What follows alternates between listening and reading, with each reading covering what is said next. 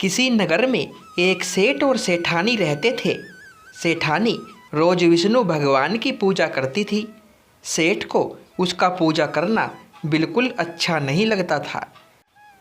इसी वजह से एक दिन सेठ ने सेठानी को घर से निकाल दिया।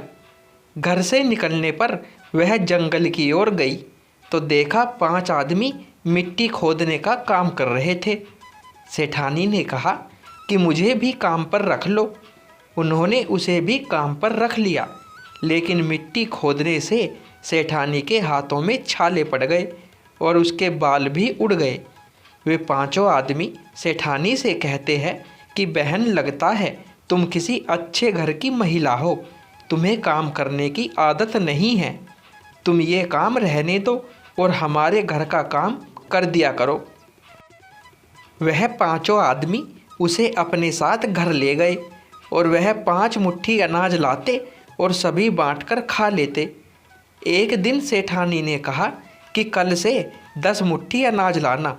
अगले दिन वह 10 मुट्ठी अनाज लाए और सेठानी पड़ोसन से आग मांग लाई। उसने भोजन बनाया, विष्णु भगवान को भोग लगाया, फिर सभी को खाने को दिया।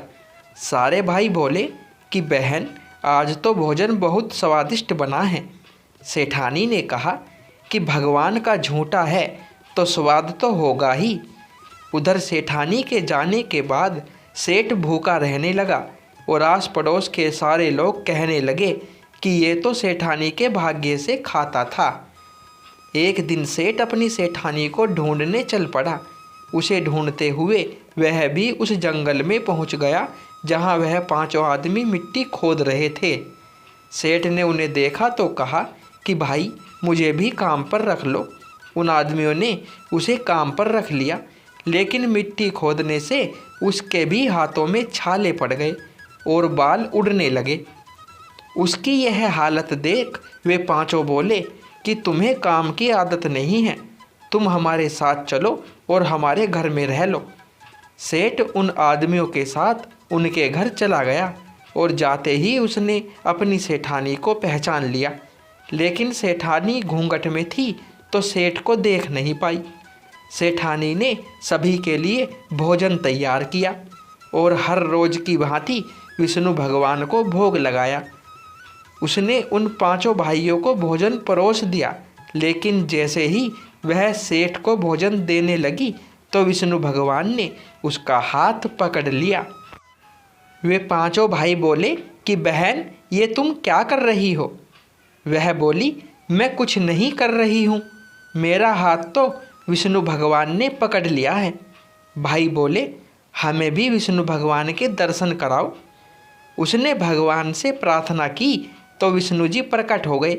सभी ने दर्शन किए। सेठ ने सेठानी से क्षमा मांगी और सेठानी को साथ चलने को कहा। भाइयों ने अपनी बहन को बहुत सा धन देकर विदा किया। अब सेठानी के साथ सेठ भी भगवान विष्णु की पूजा करने लगा और उनके परिणाम से उनका घर अन्न धन से भर गया।